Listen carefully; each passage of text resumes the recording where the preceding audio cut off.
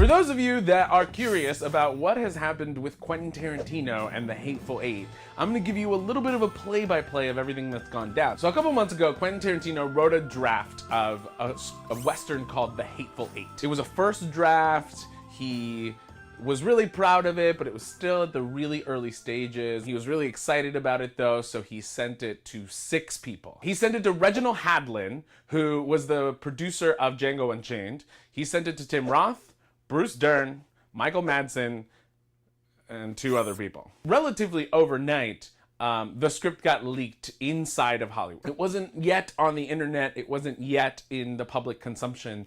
It was just leaked to more than those 6 people in Hollywood. So Quentin Tarantino found out about this. He picked up the phone, called Deadline, and kind of went off. There was an article in Deadline by Mike Fleming detailing his conversation with Quentin Tarantino. He said, and I quote, "I gave it out to 6 people, and damn it, if I can't trust them to that degree, then I have no desire to make it." And so he came out saying he was no longer going to make this movie. He was planning to shoot it next winter. This was going to be his follow-up to Django Unchained, and he was done. It's done.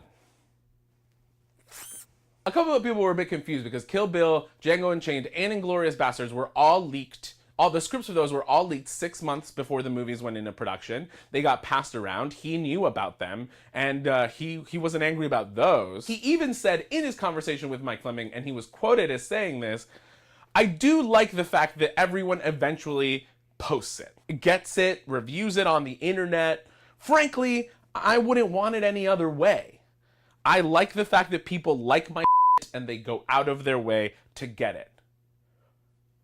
But I gave it to 6 motherfucking people!" So this was not about the internet or the public at large getting access to his intellectual property. This wasn't about necessarily even the people within Hollywood getting access to his intellectual property. It was about the fact that he trusted these people that he wanted to work with and he's worked with before, and somebody in that den of snakes betrayed his trust. I personally don't think anything malicious happened. I don't think anybody leaked the script in a desire to steal from Quentin Tarantino. It's kind of like when you tell someone a secret and you're like, okay, this is between you and me. Just don't tell anybody. And then that person goes home to their husband or wife or dog or kid or best friend and they go, okay, Mike Cruz just told me this, and he told me not to tell anybody, but I need to tell someone, so I'm going to tell you, but you can't tell anybody. And then they do the exact same thing to 5 other people, and it exponentially, then you become, you have a scarlet letter branded on you, and you become the laughingstock of the town. That's kind of what happened. So 3 days after the news story came out that Quentin was going to scrap the Hateful Eight because of the leak, Gawker posted one of their normally inflammatory kind of posts. Here's the Hateful Eight script. If you want it, here it is, read it. Now, they didn't upload it. They claim not to have ever had it. They simply linked to other sites that had anonymously posted it for download on the internet. So then it went from having been leaked within the Hollywood circles into being leaked into the general public. 3 days after that, Quentin Tarantino sued Gawker. The lawsuit is really one of the most interesting things about this story. It has much bigger implications for intellectual property and pirating and Hollywood and blogging and journalism and what that actually means. Gawker defended itself saying, look, we didn't post this script.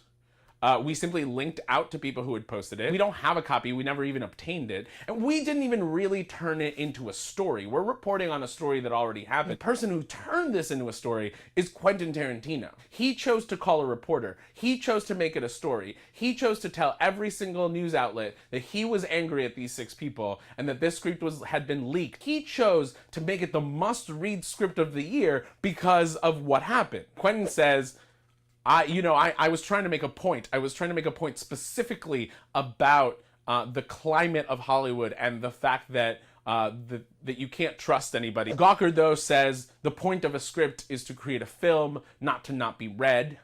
And therefore people reading it, even though that wasn't their fault, people reading it does not prevent you from making a movie. Previous scripts of his have been leaked before the movies went into production, and the movies still went into production and did well in the box office, and were nominated for awards and got a lot of acclaim, and therefore it's not a breach of the intended business purposes of the script. Just to be clarified, Gawker is not being sued for copyright infringement. They're being sued for sort of being a party to or being an accomplice in copyright infringement. I can definitely see the point that Gawker is a journalistic entity and is a large, widespread media outlet with a widespread reach. And therefore, I have to question what Gawker's responsibility is as a journalist in not saying every story is a story that we need to publish. Let's jump on this and take advantage of the situation. Let's clickbait the hell out of this and sort of make it worse. On the other hand, I sort of see Gawker's side of it as well. Quentin